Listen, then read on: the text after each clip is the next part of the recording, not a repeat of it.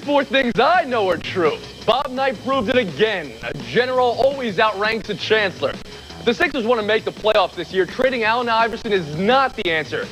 It is possible to do a talk show without mentioning Janet Jackson's breasts, and I'm Tony Reali. We'll do that talk show tomorrow.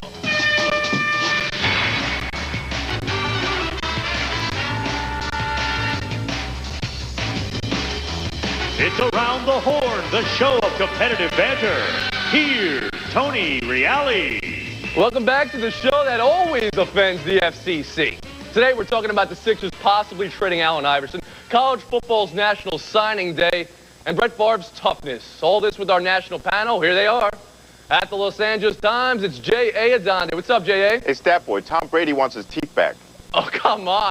I don't bleach, all right? At the Denver Post, it's Woody Paige. Tony, doesn't this gig beat that being a gopher for Who Wants to Be a Millionaire? Oh, well, absolutely. At the Chicago Sun-Times, it's Jay Mariotti. Would you stop taking his stuff? He's a crotchety guy. I got your back today. But you said poop yesterday, so I'm muting you again, all right? And at the Boston Globe, it's Bob Ryan. What's up, Bob? Program note for y'all. Don't miss that witty Bill Belichick on Letterman tonight. Will not. We are the show that scores the arguments. I'm told the last couple of days looks like the old AFL, a lot of points. So today, we're going to use the mute button. Here's how it goes.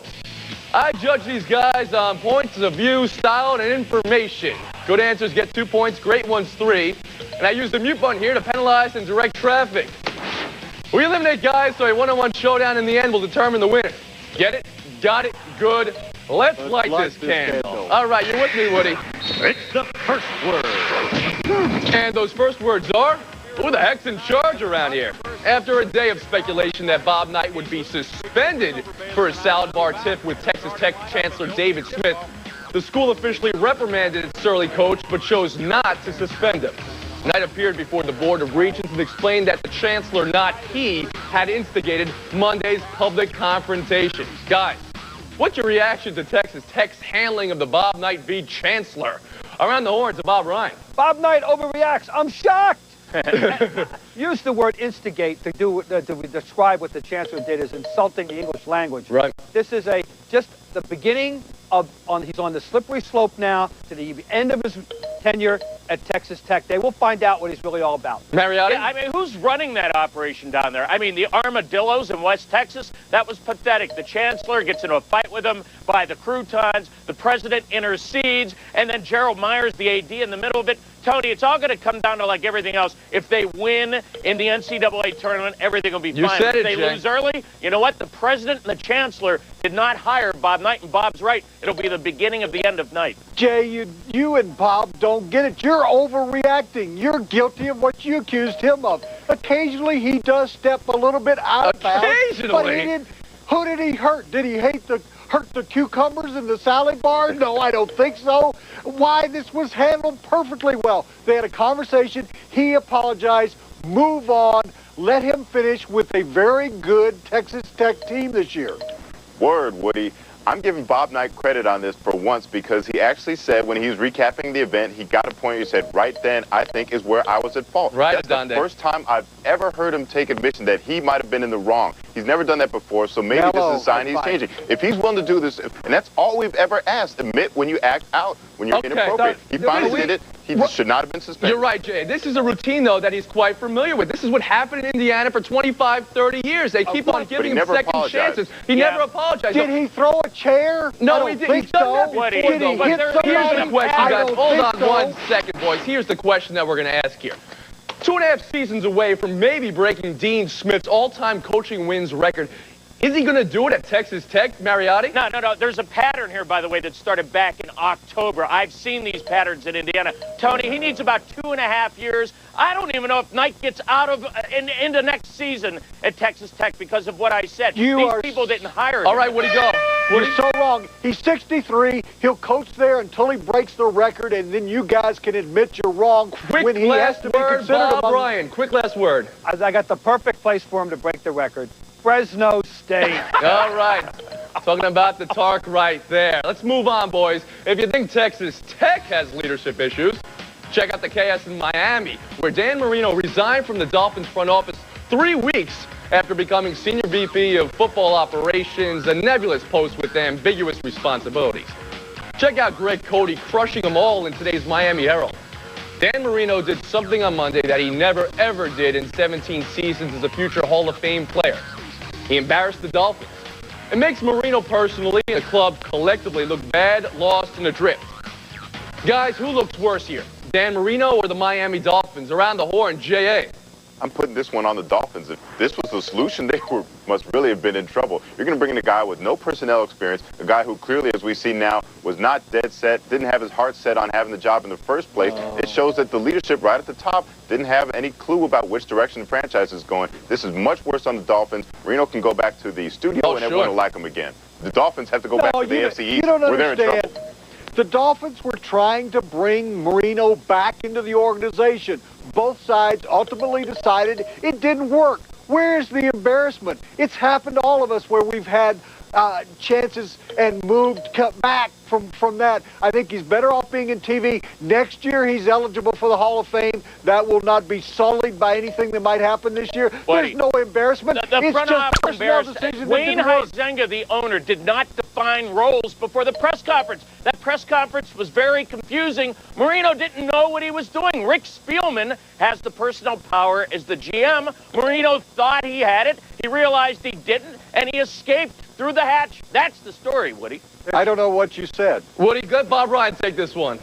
There's no shame here for Marino, who, if he did legitimately change his mind after finding out either A, that he didn't have any power, or B, that it was going to be too time-consuming, which is what I heard last week from a pretty good source. It's the Dolphins who didn't think it out clearly about who they were hiring. All right, Woody, respond, please. Well, the point is his wife never did like this idea, and I'm sure that once he got into it, went into How do you know that? Woody, how do you know his wife didn't like the idea? Where's the reporting on that? Business. He went to the Senior Bowl. He evaluated some quarterbacks. He saw how time-consuming this could be. He talked it over with his wife. He decided not to do it. All right. He realized he wasn't going to have the power. Hold on a second, Jay. End of story. He realized he wasn't the guy. He was just there as a figurehead, so he got out of it. Back to you, J.A. Yeah, his work consists of going to one workout, watching a couple guys work out. He was still doing more duty for his television obligations than he was for the Dolphins. That's absolutely right. Now, well, he had to finish those obligations. The season wasn't over. Well, good point, Woody. Now, here's also reportedly he was the one that went to the Dolphins first, not the Dolphins going to him, which is interesting. But here's the other point: do great players make good guys in the front office? Larry Bird. Larry Bird. Okay, go. Jerry West. What about in football, though? Ozzie Newsome? Anybody else there, Mariotti? Not Matt Millen. Michael Jordan. Come on, Bob Ryan. Tell me somebody can be a good player and be a good guy in the front office. The prevailing wisdom is that they don't, but there are exceptions, Jerry West being the most definite exception. Okay, here's the question. Did Marino and does Marino have the right stuff in the front office? No. In fact, NFL players never become good GMs. Woody, what do you say? Usually scouts. You're right, Woody. Jerry Richardson was a player. Now he owns the Carolina Panthers. They win the Super Bowl. All very fair points. All right, guys, stick around. Buy or sells next. Coming up, sure, America has a man crush on Brett Favre, but has one national magazine taken it a step too far? Plus, plenty of questions in Philly, including, is Allen Iverson still the guy whom the Sixers should build around? The Horn! Around the Horn, brought to you by Viagra. Ask your doctor if Viagra is right for you.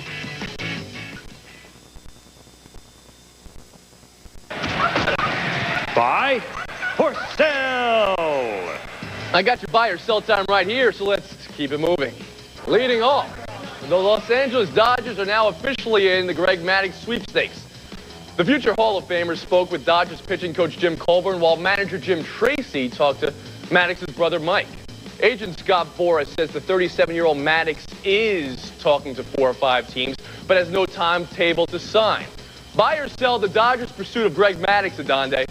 I'm selling. This does not address the primary offseason need, which was a hitter. They didn't do anything about that this winter. Also, you're going to have a signing by Dan Evans, who might not even be the general manager next week. You got to sell. Paige, what do you say? I'm definitely buying this. The Dodgers have to show some sign of life. There has been nothing from the Dodgers except talk about changing ownership. They need a big signing to kind of get them back into the running. Go ahead, You don't Mariotti. know what you're talking That's about. right. Sell this thing. You know why? They won't score any runs for him in L.A. Greg, come to Chicago. The romance. Come back to the Cubs. win a World Series. There's only one place. Okay, I mean, I agree with the Cubs, but you got to stop talking about it. Ryan, go. I'm buying if it were the right price, and it probably won't be with Boris. But Dodger Stadium, I can tell you, he could win 15 or 16 with a nice ERA in that ballpark, and he'd help the whole staff. And who's the hitter, J.A.? They're supposed to be getting. Tell me. Maybe there'll be a trade. Maybe they get another hitter. It's unbelievable. I don't believe that 4 or 5 teams are actually interested in him, which is surprising. He's going to the Hall of Fame. Let's move on.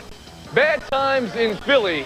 After the Sixers lost badly to Toronto at home last night, Allen Iverson, he had 36 of 80 points, boys. He vented to the media, calling out his teammates for having no heart. Philly's lost 9 of 11. They're 9 games under 500, and ESPN.com reports that everyone, including Iverson, is just a good offer away from being shipped out. Do you buy or sell the idea that the Philadelphia 76ers should trade Allen Iverson and start over, Woody?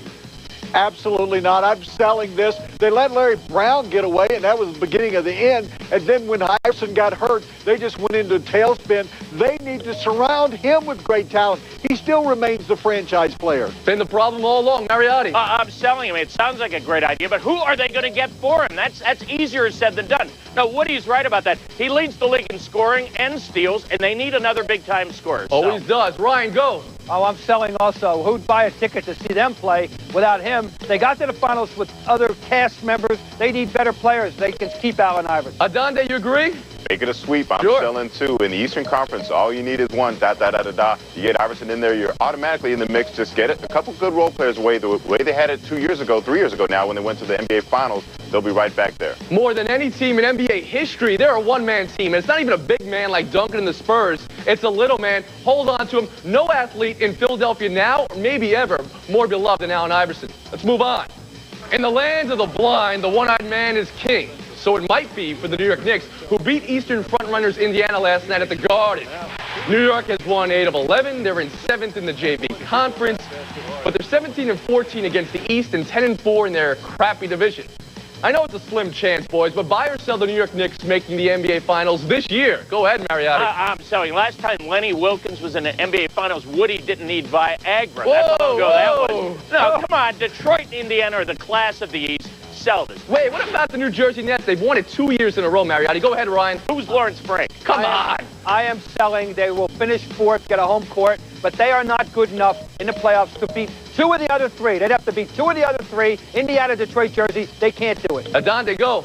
You're right, Bob. I got to sell on this, too. They have yet to beat 2 of those 3. That would be Detroit and New Jersey. Coach for my boy, L. Frank. Get off the best record in the league right now from any coach. Getting it done right there. Paige, go. I have to go away from all 3 of you guys. I'm buying this. The more you look into it, and if you had done your thorough research as I have, they have put the defense back in New York. Marbury's been revived there, and if you saw him in the playoffs last year, he makes it very difficult for other teams. They're going to play New Jersey. All right, Woody, I got you there. Additions have been great. They've beaten 1 team with a winning record in the last month and a half. Come on, they got to beat them all in the playoffs. Let's move on. As first reported on Around the Horn, the Super Bowl is over. So let's talk about next year. Many media members have been speculating that the 2004 version of the Carolina Panthers could be Jack Del Rio's Jacksonville Jaguars. Jags offense built around Byron Leftwich and Fred Taylor, while the D-line of John Henderson, Marcus Stroud, Tony Brackens, Hugh Douglas kind of looked like Carolina's front 4, huh? So let's buy or sell the Jags of 2004 as the team most likely to duplicate the success of this year's Panthers. Bob, Ryan, go. I'm selling a first runner-up that will fulfill the duties of the champion if those duties cannot be fulfilled. The Cincinnati Bengals. The champion is the Houston Texans and David Carr. Adande? Whoa, I'm not going that far, but I'm selling. Byron Leftwich, I think, is still a couple years away. He makes too many mistakes. Fred Taylor, he played 15 games last year, but he only played 25 the 3 total years prior to that. And if he gets hurt like Stephen Davis did, I don't think LeBrandon Tofield is as good as Deshaun Foster. Oh, got you there. Paige? I'm selling this. You guys are forgetting Michael Vick. There you go. I talked to Jim Moore in Atlanta. He, with Alex Gibbs, they're going to put an offense around Michael Vick that will get them back to the Super Bowl. I guarantee it. Buddy, you got to sell that. They have no defense. It's one of the worst defenses in the league. You can't say that. Ryan is right, the Texans. But here's why. A running back named Dominic Davis, a gutsy coach named Dom Capers, David Carr is growing up. Get some help on defense. Maybe it's Houston. Maybe it's Houston, but you know what it's going to be? It's going to be somebody. My bet is coming out of the NFC because it's so open over there. All right, I'm done. Oh, Woody, Paige, I'm so sorry you're missing this one. Last words, anything? You stat boob. Oh, come on, Woody. I've been so nice to you lately. Take your Viagra. Look out, boys. Out of Bounds is next. Coming up, if LeBron James isn't on the All-Star team, how you gonna put Kobe Bryant in the game? Snuff talk to follow, Bob. Plus, the Bayou Bengals reloaded today. Will they enter next season as the best team around? The Horn! It's around the horn where after 2 rounds, here's how they stand. J.A. Adande has 34. Bob Ryan has 34. J. Mariotti has 33, making him not number 1. And Woody Paige got stat punked. Right now, it's out of bounds. Out of bounds where it's all inbounds. Let's see what we got. Leading off.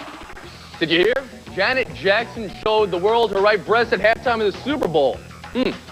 Since her broadcast apology Tuesday, CBS, the covered Breast Syndicate, announced that Sunday's Grammy telecast would be on delay to prevent any salacious surprises.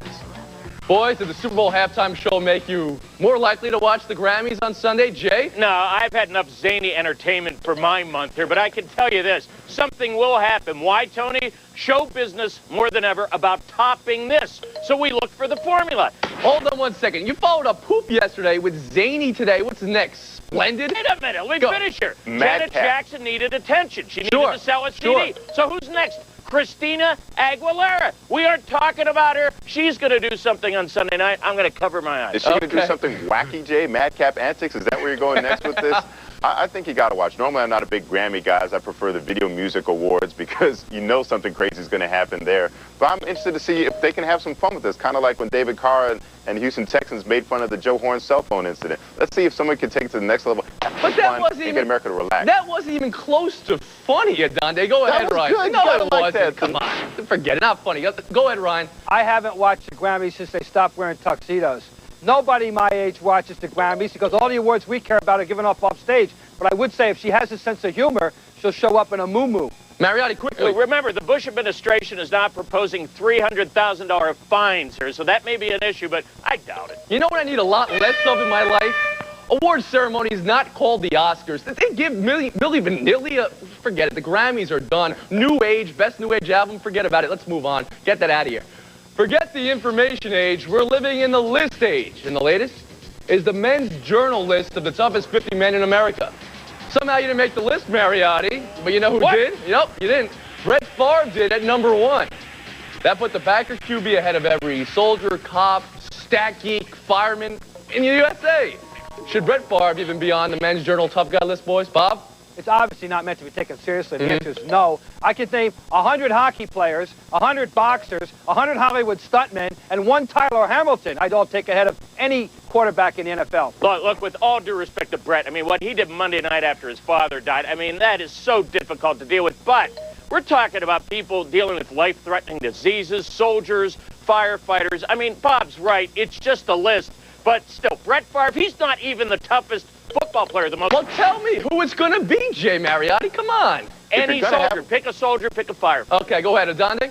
I agree with Jay that the soldiers and firefighters should be at the top of the list, but if you're going to have a football player on there, why not Brett Favre? I mean, the guy plays 200-plus starts in a row at one of the most exposed and most vulnerable positions in sports. But if I was going to put a sports guy on there, you know, I'd put Jerry Sloan. This guy is tough. You know, always been a tough guy. Right now is Brett Favre the toughest football player? You're right, Adande. Is Brett Favre the toughest football player? Ryan? He's no tougher than McNair. You know, the only reason he's got a streak going is he's crazy and they indulge him. You cannot tell me that there were Sundays he should not have played and the team wouldn't have been better off without him. I associate toughness with blood and scrapping. I've never seen Brett Favre in a scrap. He's always protected by his linemen, so I'm not going there. You never saw him headbutt Warren Sapp? I've seen him headbutt Warren Sapp, but this is a weird list. We don't like the list fine. How about John McCain? All right, he was in 5 years in a box. How about the guy who had to cut off his own arm when he was stupid, but he was a tough guy when he got stuck in that rock? How about anyone who runs the ultra marathon 150 miles through the desert? Tough guys finish first, nice guys finish last. Sorry, Bob Ryan. Let's get it on. Showdown is next. Coming up, When you've got what J-Lo's got, you don't need to have Justin Timberlake pull your top down. The horn!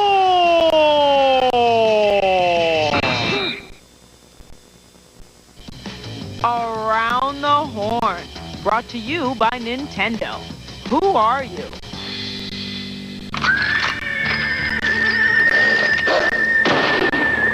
All right, showdown time. But first, disembodied voice. Yes, Tony. What do you look like? Imagine George Clooney minus the face and the body. Former Giants coach Jim Fossil will work in an advisory role for the Ravens next season, and the New York Yankees are reportedly close to trading for Rangers third baseman Mike Lamb. So let me be the first of thousands to say it's a bad idea. Leading off, a big day for big-time college football, National Signing Day.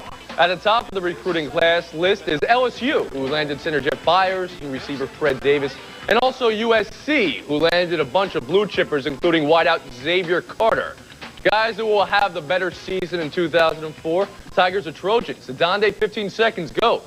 I got to go with the USC Trojans once again. LSU's losing Matt Mock. Meanwhile, USC gets Matt Leinart and the best player in the country, Mike Williams, coming back. People forget, it's not just this year had a great recruiting class. The year before that, they had a great one, too. Those guys are going to step in now and take the place of some of the defensive players. You're right, two bigger issues. Number one, that wishy-washy conference of yours out there. Number two, their non-conference schedule includes BYU and Notre Dame, both down. But you're right about who LSU is losing. Matt Mock, Marquise Hill, Michael Clayton, Chad Lavallee. LSU may not even be a top 5 team next year. LSU was able, though, without their quarter. It's going to be USC. It's easy. The answer, I'll say Adande. How about that? Moving on. Snubbed All-Stars LeBron James takes on the Kobe-less Lakers tonight in Cleveland. Somehow James is 21 points, 6 boards, and 6 assists per night. Were not enough to make the Eastern squad, while Kobe made the West team even with 2 stints on the injured list. Boys, which player is more deserving of an all-star roster spot, James or Bryant? 15 seconds, Mariotti. You know, I'm impressed by LeBron and his poise. It's remarkable what he's doing here. But come on, it's all a little too disproportionate. The Cavs have not won enough games. We have to relax on the LeBron hype here.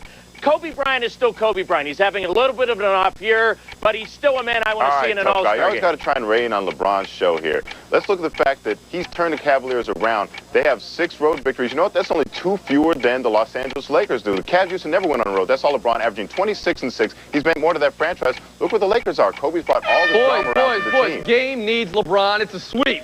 Adande, 15 seconds of yours. Go.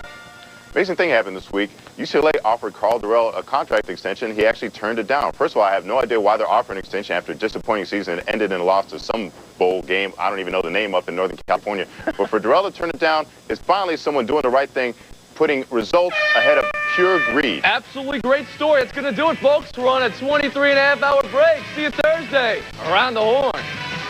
Don't forget about John Elway talking about his dad. Yeah, great story, Adande.